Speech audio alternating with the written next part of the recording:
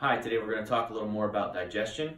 If you recall, digestion was the first level on the pyramid here for body systems. I said it was incredibly important so that any other system built on top of that functions properly. So with digestion, let's go ahead and talk about the stomach. There's a lot of misconceptions out there. I'm just going to share with you my experience and my understanding from working with this.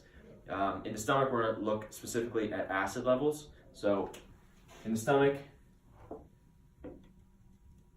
we have a muscle at the top of the stomach called the cardiac sphincter. It's a smooth muscle that's controlled by the nervous system, but it's also controlled by acid levels in the stomach.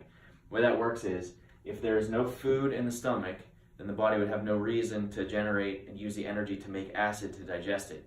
So when there's low acid in the stomach, this muscle, which is the sphincter, should be relaxed. As you start to either think about food, or you get hungry, or you smell food, or you start to taste it, your body will go ahead and start creating acid and enzymes and other things necessary for digestion.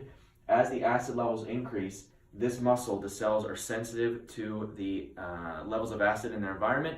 They will start to tighten up. This makes a lot of sense. If the stomach is empty, there's relatively low juices in there, there's relatively low movement, there's a low risk of anything regurgitating back up. However, if you do eat, then we need an environment where we can mechanically break the food down with muscle contractions in the stomach, but also with increased acid levels. So, in the body's wisdom, it says if there is high acid in here, because either we're digesting food or we're about to digest food, we want to tighten up this muscle here so that nothing regurgitates back up. If you think about it, that kind of flies in the face of all of the marketing for antacids, where it says that if you have heartburn, your problem is too much acid.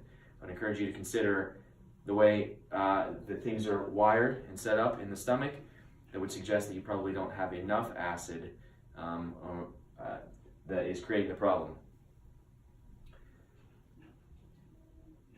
The acid levels are critical. The other thing that's important is enzyme levels.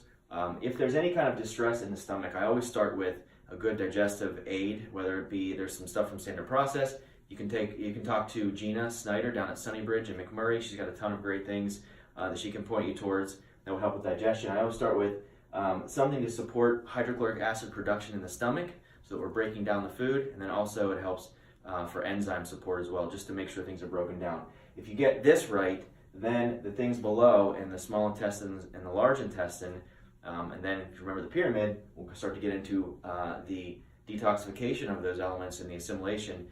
You set that up for success. But if you start either too high in the pyramid, or if you start with these other areas, you're not going to see as good of results if you start at the beginning in the stomach. So I hope that's helpful. Stay tuned for more.